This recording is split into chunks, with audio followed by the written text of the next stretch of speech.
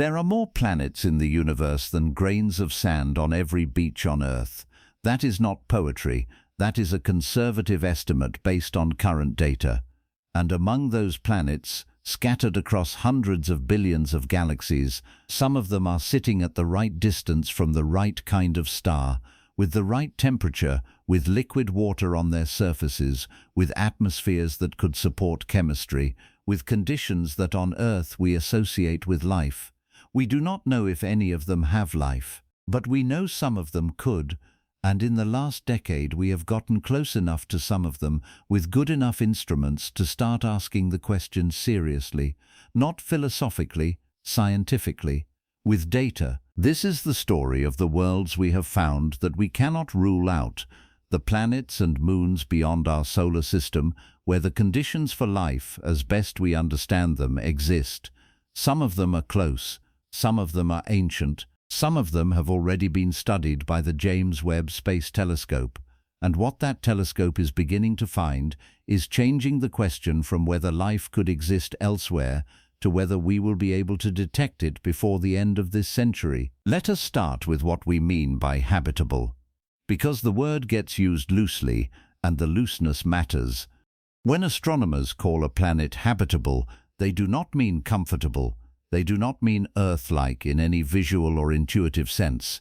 They mean one specific thing. The planet is at a distance from its star where liquid water could exist on its surface, given certain assumptions about its atmosphere. That is the habitable zone, the Goldilocks region. Not too hot, not too cold. It is a useful starting point, but it is only a starting point. A planet in the habitable zone could have no atmosphere at all, like Mars. It could have a runaway greenhouse atmosphere like Venus. It could be tidally locked, one side permanently facing its star in extreme heat, while the other freezes in permanent darkness. It could lack the magnetic field that protects a surface from stellar radiation. Habitable zone is necessary, but nowhere near sufficient. What we are looking for is not just location. It is the full combination of conditions that makes chemistry possible over geological timescales. And finding that combination from thousands of light years away, with instruments pointed at a star and looking for the faint shadow of a planet crossing in front of it, is one of the hardest problems in science. With that in mind, let us start close. Because the closest potentially habitable exoplanet to Earth is so close that, in astronomical terms, it is practically next door. Proxima Centauri b orbits Proxima Centauri, the closest star to our Sun, at a distance of just 4.24 light-years.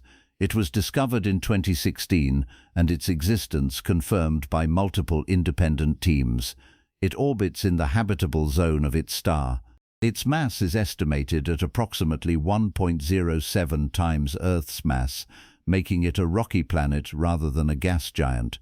On paper, it sounds promising. In practice, the situation is more complicated. Proxima Centauri is not like our Sun. It is a red dwarf, a small, dim, cool star that burns its fuel so slowly it will outlive our Sun by trillions of years. Red dwarfs are the most common type of star in the galaxy, and they have a problem. They are violently active. Proxima Centauri produces enormous solar flares, eruptions of X-ray and ultraviolet radiation that dwarf anything our Sun produces. In 2019, astronomers recorded a flare from Proxima Centauri that was 100 times more powerful than the strongest flare ever recorded from our Sun. If Proxima b has no magnetic field or a thin atmosphere, those flares would strip it bare. The surface would be bathed in lethal radiation with every major eruption. No chemistry we know of could survive that unprotected. But, and this is a significant but, life does not require a surface. On Earth, some of the most ancient and resilient life forms live deep underground, in rock crevices kilometers below the surface, completely shielded from radiation, fed by chemical energy rather than sunlight.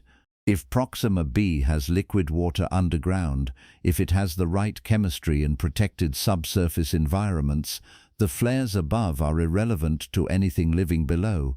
We do not know whether Proxima b has an atmosphere. We do not know whether it has water. We do not know whether it has a magnetic field.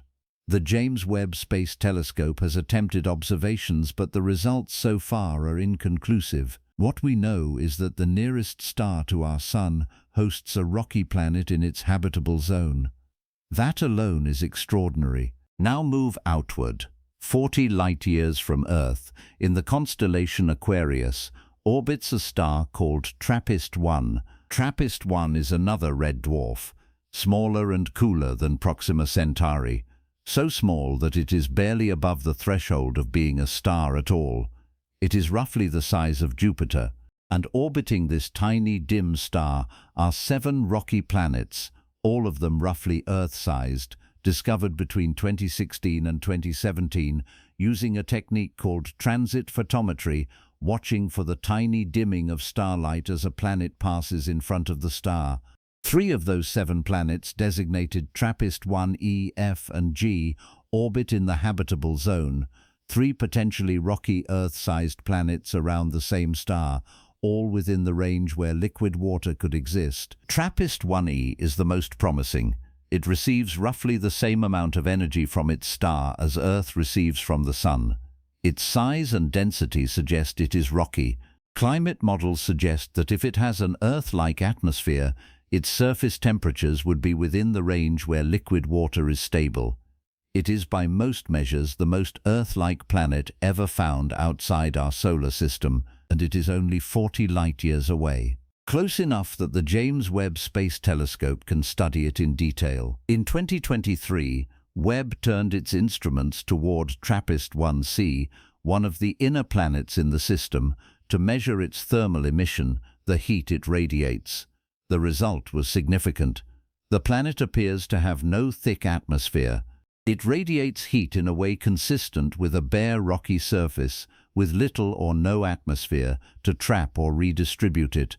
This is not good news for TRAPPIST-1c's habitability, but it is important for a different reason. It demonstrates that Webb can actually measure the atmospheric properties of Earth-sized rocky planets around nearby stars. The technique works, and TRAPPIST-1e, the more promising planet, has not yet been studied in the same detail.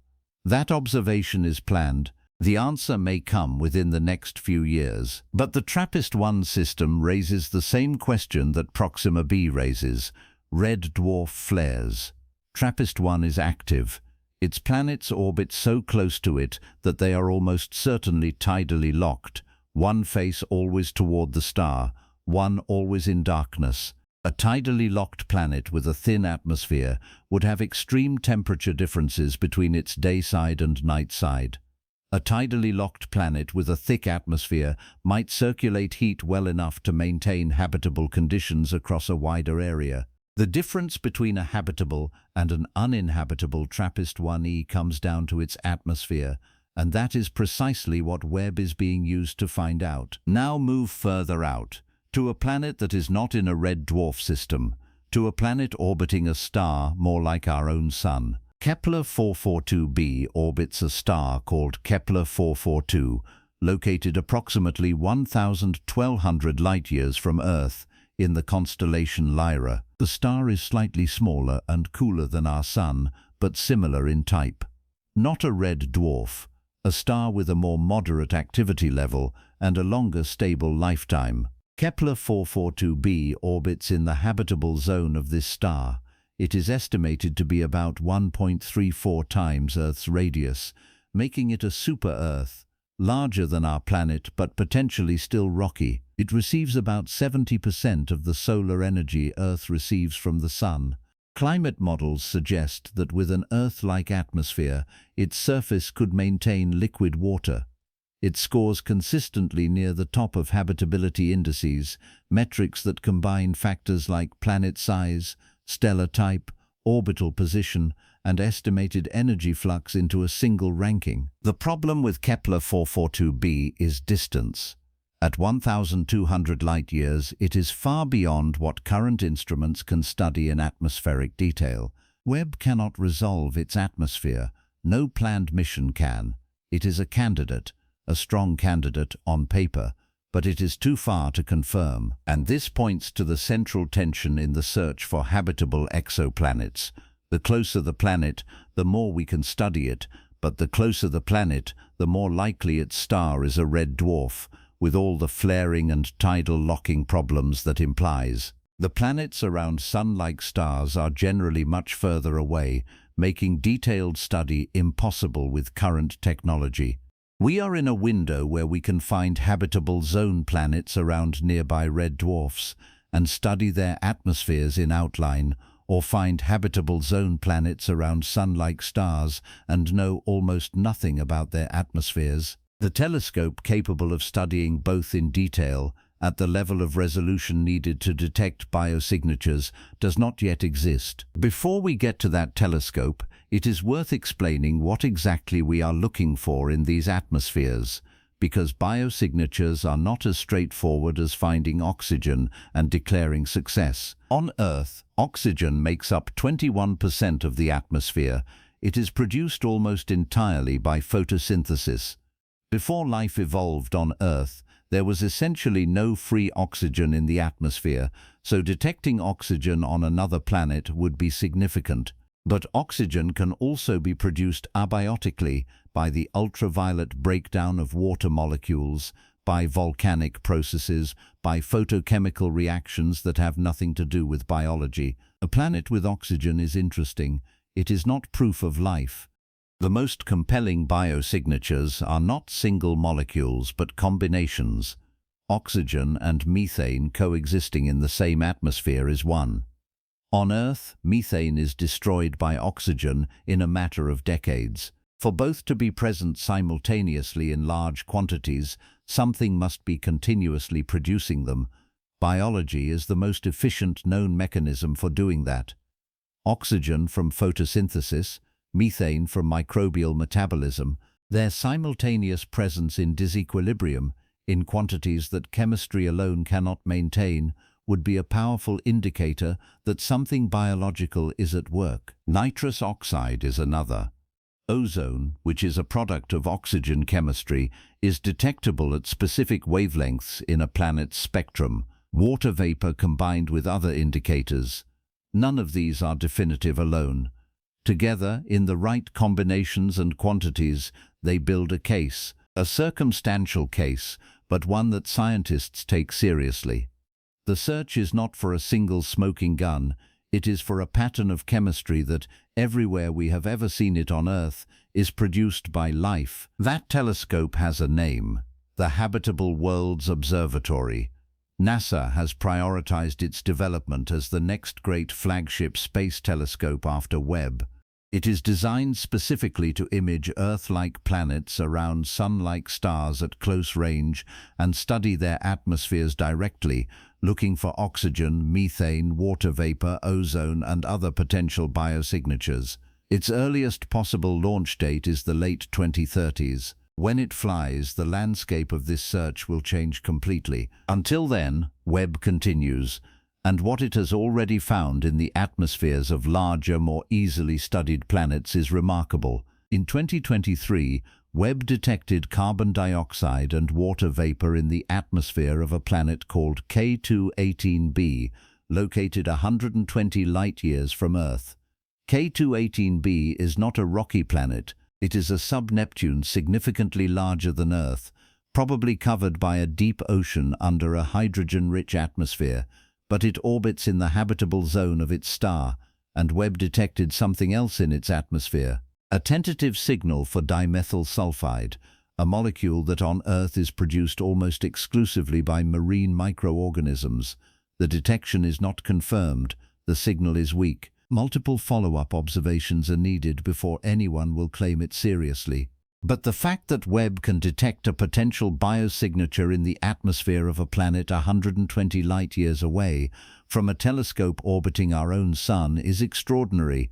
The tool works. The question is what it will find when it looks at the right targets. There is one more planet worth discussing. Not because it is the most Earth-like, because it is the most thought-provoking. Tau Ceti E and F are two planets orbiting Tau Ceti, a sun-like star just 11.9 light-years from Earth. Tau Ceti is one of the nearest Sun-like stars, nearly identical to our Sun in composition and temperature. It has been a target of SETI observations since Frank Drake's Project Ozma in 1960, when it was one of the first stars ever listened to for artificial signals. The 2 planets in its habitable zone were identified in 2012 and refined in subsequent years. They are estimated to be super-Earths, several times Earth's mass. They orbit a stable, Sun-like star close enough that advanced telescopes will eventually be able to study their atmospheres in detail. Tau Ceti has one significant problem. It has an enormous debris disk, a thick cloud of asteroids and comets surrounding the system, roughly 10 times the density of our own asteroid belt. This suggests a far higher rate of impacts than Earth has experienced for the past few billion years. Frequent large impacts are not conducive to the development of complex life. They reset biology, they sterilize surfaces. Whether life could emerge and persist in that impact environment is an open question, but Tau Ceti E and F remain among the most studied candidates for a reason. They orbit a Sun-like star close enough to eventually characterize in detail. That alone makes them scientifically irreplaceable. Here is the honest summary of where we are. We have found dozens of planets in habitable zones. We have found rocky planets close enough to study. We have found planets around Sun-like stars that score well on every theoretical habitability metric. We have even found a tentative chemical signal in one atmosphere that on Earth would indicate life. None of it is confirmed, none of it is proof. The atmospheres of the most promising rocky planets have not yet been measured in the detail needed. The telescope that could do that measuring does not yet exist. We are at the threshold of being able to answer the question that humanity has asked since the first person looked up at the night sky and wondered whether those lights had worlds around them and whether those worlds had anyone looking back. The answer is not yet known, but for the first time in history, it is within reach. Not in centuries, not in generations, in decades, possibly in our lifetime. Every clear night, the stars above you include systems where rocky planets orbit in habitable zones, where liquid water might flow, where chemistry might be happening right now that would, on Earth, be called life. We cannot see those planets, we cannot visit them, we can barely study them, but we know they are there, and we are building the tools to find out what is on them. That is not a small thing. That is perhaps the most consequential scientific project in human history. If you enjoyed this video, consider subscribing. I will see you in the next one.